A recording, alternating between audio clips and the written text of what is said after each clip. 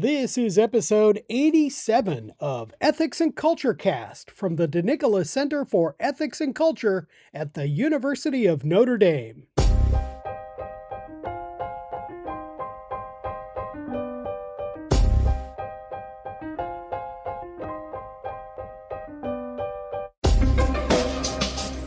Welcome to episode 87 of Ethics and Culture Cast from the DeNicola Center for Ethics and Culture at the University of Notre Dame. I'm Ken Hellenius, the communications specialist at the center.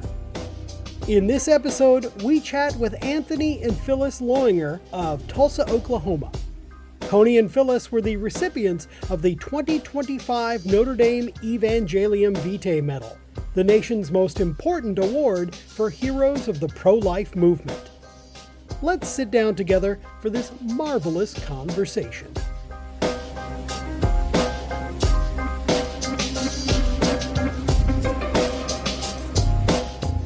Well, Phyllis and Tony, thank you so much for coming to be with us here at the DeNicola Center. Thank you for inviting us. And congratulations on being honored with the Notre Dame Evangelium Vitae Medal, which is a great honor. I know for you, it's a great honor for us and for the university to have this public celebration of both your work and the importance of the pro-life cause with which you've been involved all your life. So congratulations. Well, thank you very much. So take us back. Tell us a little bit about yourselves. Where and how did you meet and marry? Well, I met in New York on a blind date. It was what year was that? 1966. Okay. We were young, 1966. And we met, and we really didn't get together after that until 3 years later. He was a junior in college when we met, and I was a sophomore in college. And so he went back to Georgetown for his senior year, and then he was in the Navy and in Vietnam after that. And then when he got back from Vietnam, he called me up several years later, and we started to go out, and that was the start of it. And how long have you been married? We got married in 1971, so it's almost 54 years. So almost 54 years. So that's fantastic. And tell us a little bit about your family. Well, we have 8 children, no longer children, of course. They're all grown up, and we have 19 grandchildren. So you married in 1971, and then let's fast forward just a little bit to 1973. Talk to me about that day that you started your journey in pro-life work. Tell me about January 1973. Well, I was working in a office downtown in Tulsa, and we had a morning and an evening newspaper in those days.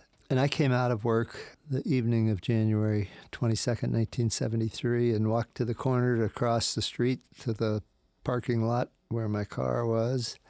And I saw a headline on the evening newspaper on a paper box at the corner: Supreme Court legalizes abortion. And seeing that headline made me feel as though I'd been hit in the face with a 2x4. Our first child had been born 3 months prior to that date. Elizabeth was born in October of 1972. And Phyllis used to tell me when she felt the baby move and when she felt the baby kick and so on. So that period of 9 months when Phyllis was expecting was very real to me.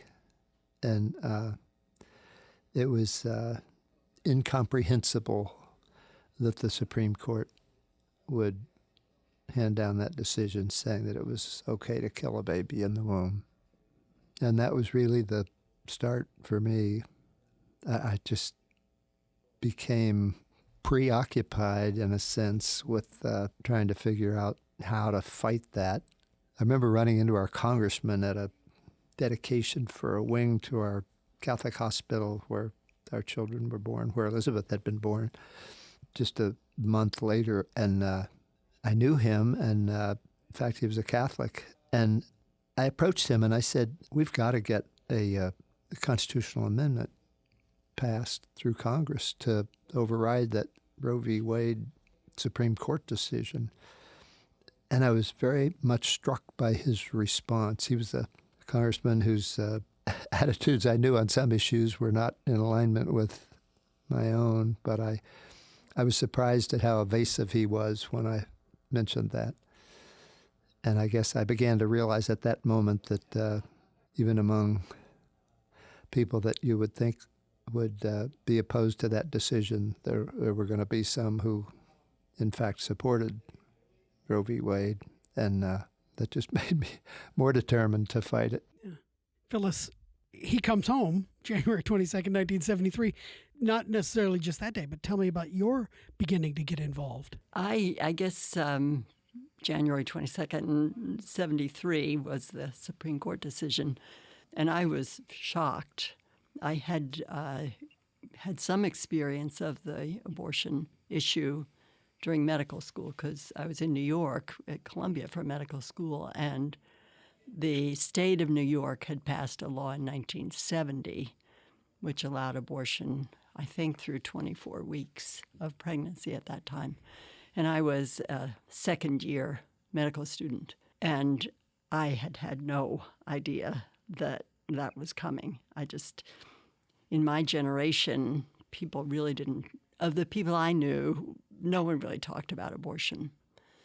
But I guess people had been actively seeking to pass that law in New York, and really very soon after it was passed, there were abortions being done in the hospital at Columbia, and we, as students, were expected to go through the rotation, the OBGYN rotation, which would include abortion procedures, but we were given an opportunity to say that we would not participate, which that's what I did.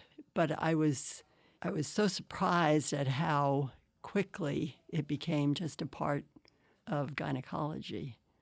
But then, of course, when it was the Supreme Court decision, that was a whole nother level. Right. And it was definitely something that I felt we should be able to do something to participate in the protesting the decision. But Tony was really the more active one in those at that time. So. Tell me about Tulsans for Life. You translate this, desire to make change into actual action. And tell me about the start of Tulsans for Life and moving beyond Tulsa.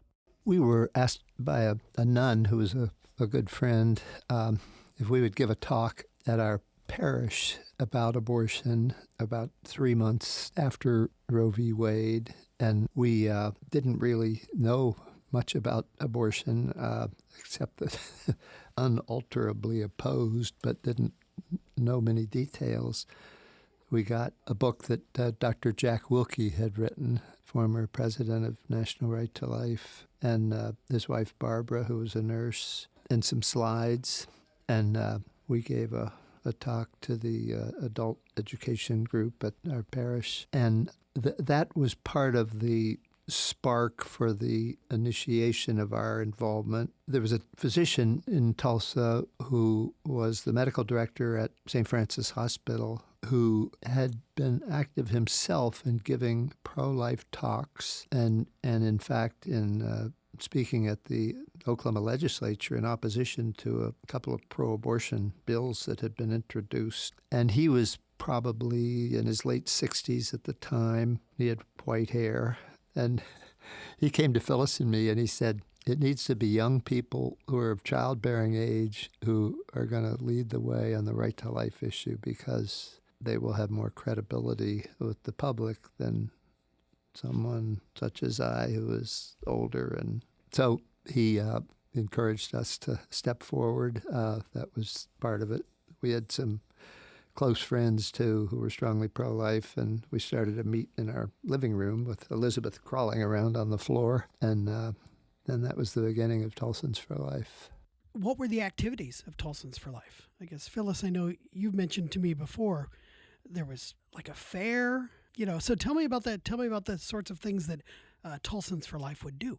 Yeah, Tulsans for Life, once Oklahomans for Life took over the role of legislative issues, Tulsans for Life became more of the projects that came up during the year. One, of course, was the state fair, and we would have a booth at the state fair. I mean, there'd be the barns with the animals and the all sorts of things, and we would have a booth with literature and maybe a video playing and things like that. So that was 10 days every fall, and we'd get volunteers, and that was one project. And then there would be we had some marches and different talks at different churches or other events.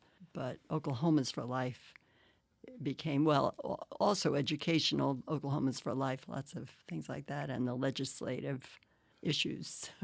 One of the big things that Tulsans for Life became involved in was trying to get Planned Parenthood out of the United Way, our charitable community-wide campaign for worthy organizations. And because of Planned Parenthood's support for abortion, we obviously thought they were not an organization worthy of contributions made by well-meaning Tulsans, many of whom were pro-life. And so we conducted a major campaign to get Planned Parenthood out of United Way. And it was a very rancorous 3 or 4 months while the campaign itself was going on. But they were gone after that year. They haven't been involved in our United Way since. And I forget what year that was. It was fairly early. It was 1978, I believe, was the year that they were expelled from United Way. And the following year, we did the same thing in Oklahoma City, and they were booted from the Oklahoma City United Way. So that was a case of both trying to rally pro-life citizens and trying to educate the public both about abortion and about public enemy number one in the abortion field, and that was Planned Parenthood.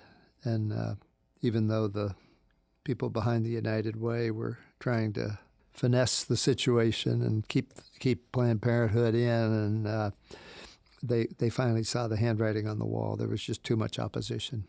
Well, now, Tony, you got involved in legislation and the work there in Oklahoma City. What are some of the bills and policies that you've worked on over the years that have had some of the greatest impact?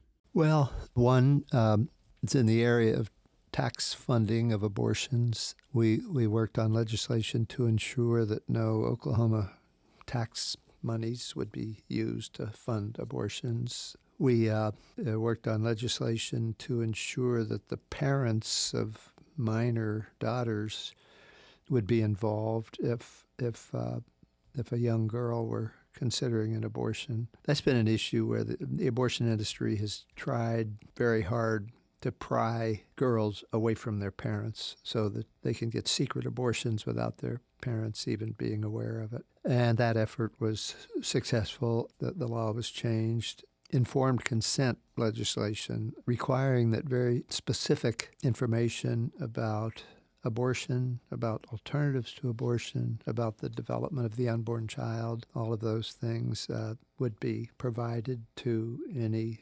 woman considering an abortion. And that became law. A bill to prohibit partial birth abortion. The dynamic in our legislature was that in those early years, there were more members of our Oklahoma State House and State Senate who supported abortion than opposed abortion. And so it was difficult to put together a sufficient coalition of members to get a majority for legislation. But by continuing to hammer away at the issue and continuing to publicize the votes of the members of the legislature for or against pro-life legislation, things began to improve. And over time, legislators who had voted pro-abortion in the early years began to vote pro-life. In other cases, members of the legislature who had voted against pro-life bills were voted out of office and replaced by new legislators who were pro-life. So things things improved. It was evident that the sentiments of the citizens of Oklahoma were becoming more pro-life all the time. And legislators who didn't heed that transformation were replaced by legislators who were pro-life. So that was a huge plus. And that's been part of our work, too, is to survey candidates for office, both Congress and legislature, and to ask them very specific questions about different types of legislation, and then to publicize the responses of candidates so that pro-life citizens around the state would know the positions of candidates in advance before they went to vote. That has helped to provide a voice to the voiceless unborn child that wouldn't otherwise be there. At the beginning, a lot of the legislators were not pro-life, but by publicizing their votes against life, would you say that there's an innate pro-life sense in Oklahoma? Or, what is it that actually caused that tide to turn? I think there is an innate pro-life sense among the citizens of Oklahoma. That's part of it. I think part of that is genuine support for the unborn child. And I think part of it has been a rejection of what they've seen at the national level.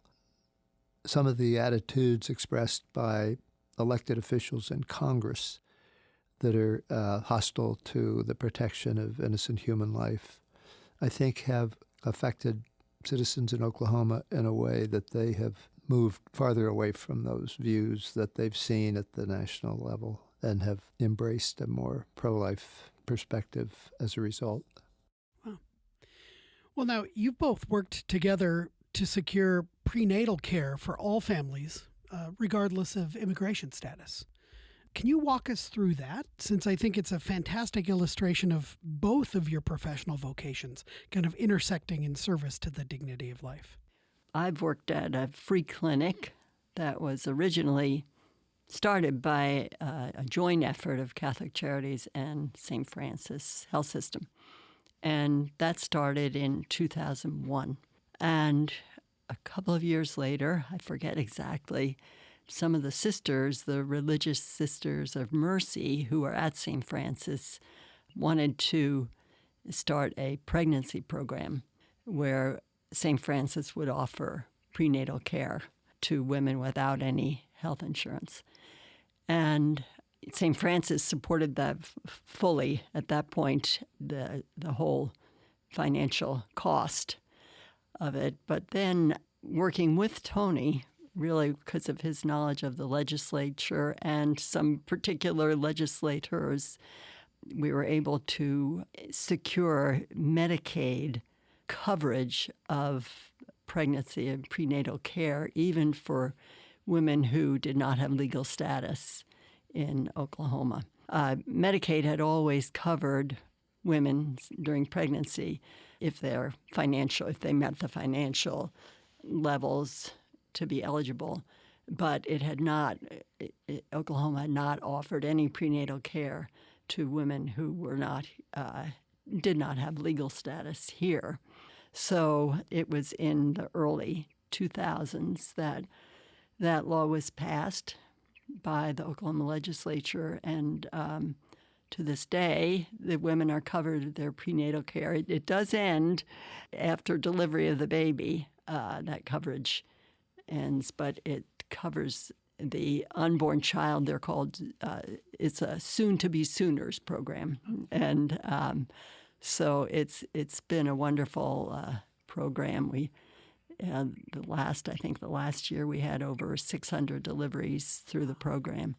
It's great. And it's just an opportunity. And that's 600 just in Tulsa? Just in Tulsa.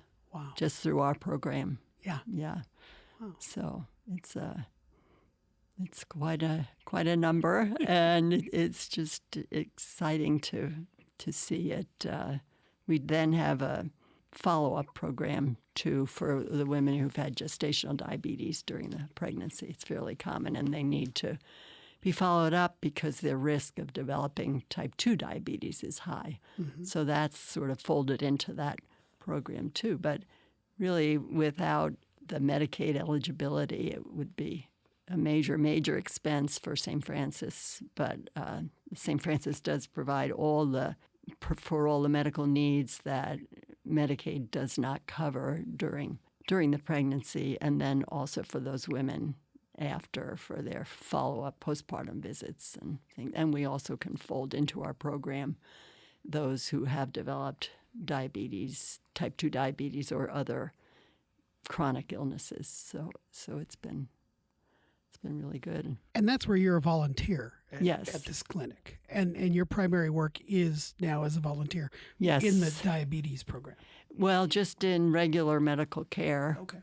And then also in this follow-up program On that same subject, I just wanted to mention that the state senator, Jim Williamson, who was involved in achieving what Phyllis just described, was a generally pretty conservative member of the legislature, and the bill that he authored in the Senate did restrict state funding to non-citizens in a number of other ways, but he was very strongly pro-life, and a very well-respected member of the legislature. And when he realized that this meant some of these women might resort to abortion unless they were going to have financial help with the birth of their baby, that's what persuaded him to include this coverage in his bill.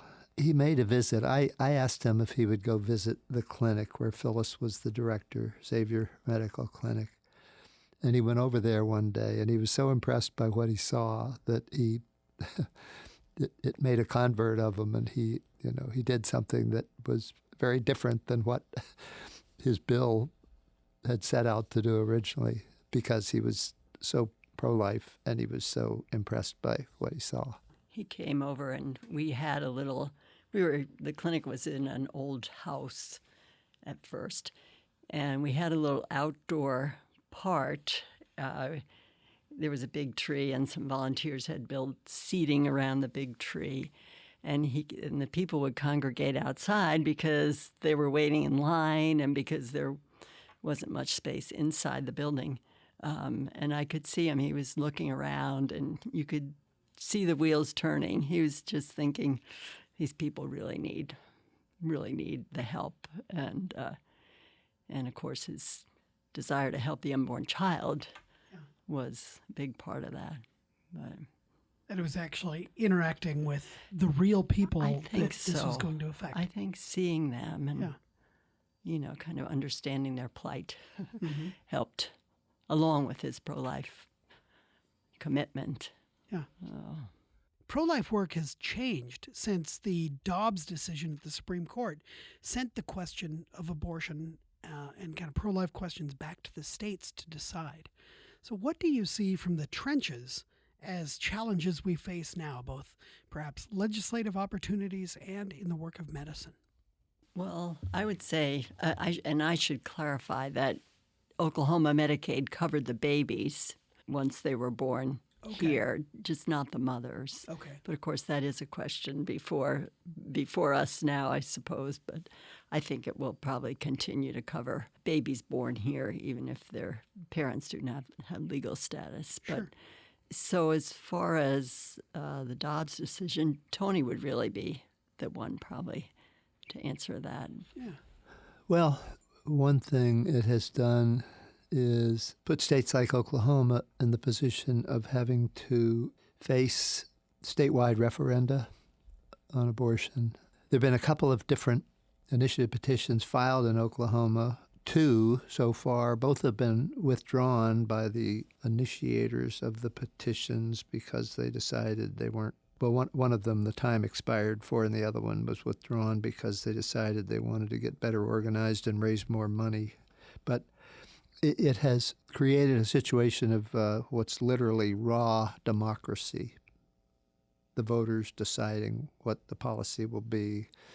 The voters of a state deciding whether the unborn child will have a right to life or whether there'll be a constitutional right to abortion. And unfortunately, in most of these statewide referenda that have been held thus far since Dobbs, the pro-abortion side has prevailed. And the reasons for that, I would say, are primarily a huge financial disparity.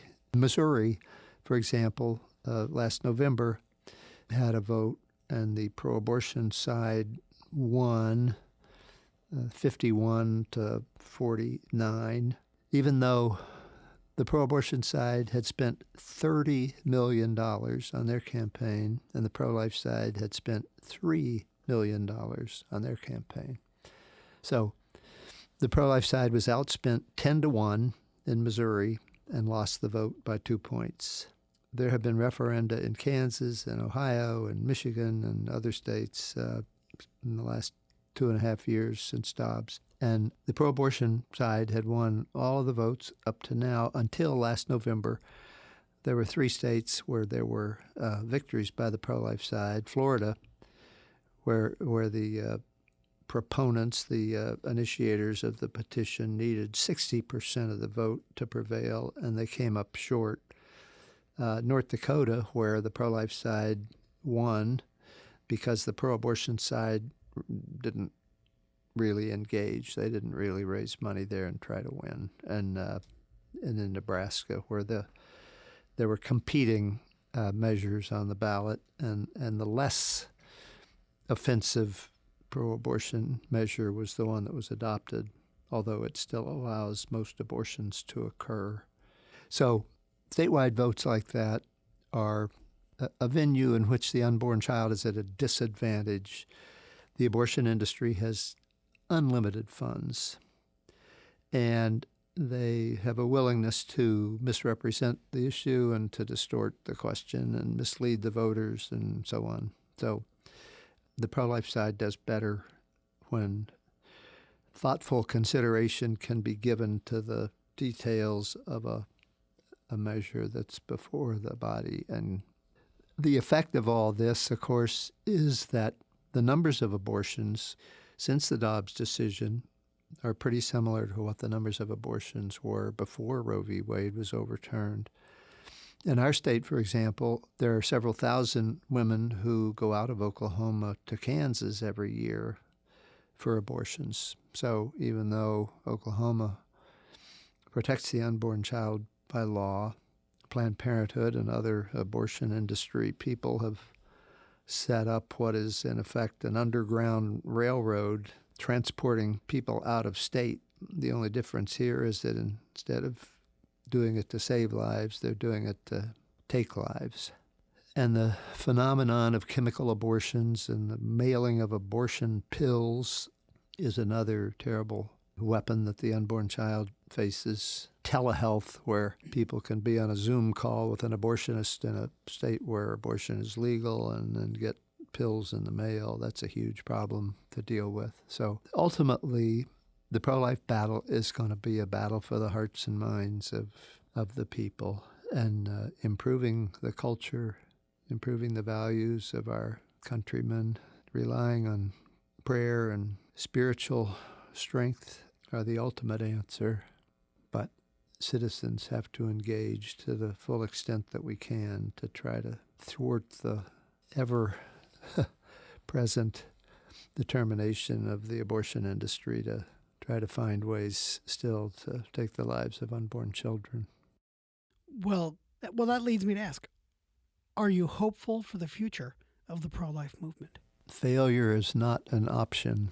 We have to find ways to protect the unborn child through education, encouragement, help. Pregnancy resource centers do wonderful work. Volunteers all over the country who assist women who are in the process of deciding whether to have an abortion or allow their baby to live. They are a great reason for optimism.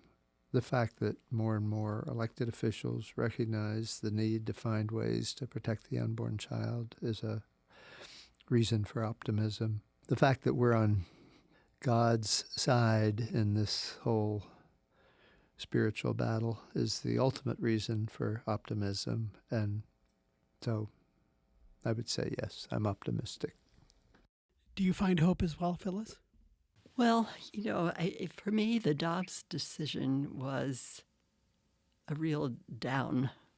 There had been ups and downs along the way, but somehow the fact that they could turn it back to the states and we still couldn't win the initiative petitions and all, it was very discouraging. But, I think every time there's been a downturn, there have been people who persist in working hard and being wily and figuring out ways to get things on the upswing again. And I was thinking, coming here, here's the DeNicola Center for Ethics and Culture at Notre Dame, and all these young people who are inspired by what they learn. And I know they'll be out there, in the years to come, and they'll be working, and they'll be smart, and they'll be persistent. And so that's a real cause for hope. Well, that's a joyful note to leave our conversation on, right? Yeah. Thank you so much. And again, congratulations. Thank you for your witness for more than 50 years together and for fighting the good fight, and keep up the good work. You've got a lot of years ahead of you at this as well. But thank you also for encouraging and inspiring, as you said, Tony. Dr. Tompkins told you it needs to be young people, young couples of childbearing age who pick up the torch. But we need to pick it up from people who know how to do it. And so thank you to you, and thank you for both of your work. Well, thank you, Ken. Thank you very much. It's great to be with you. Thank you.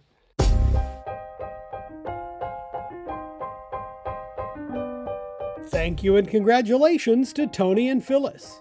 In the show notes, you will find links to the short profile film honoring them and their life's work that was shared at the Notre Dame Evangelium Vitae Medal Celebration in May 2025. Subscribe to Ethics and Culture Cast so that you can always get the latest episodes by visiting ethicscenter.nd.edu/podcast. We would love your feedback. Please review the show on iTunes, Spotify, or wherever you get your podcasts, and email your suggestions to cecpodcast@nd.edu.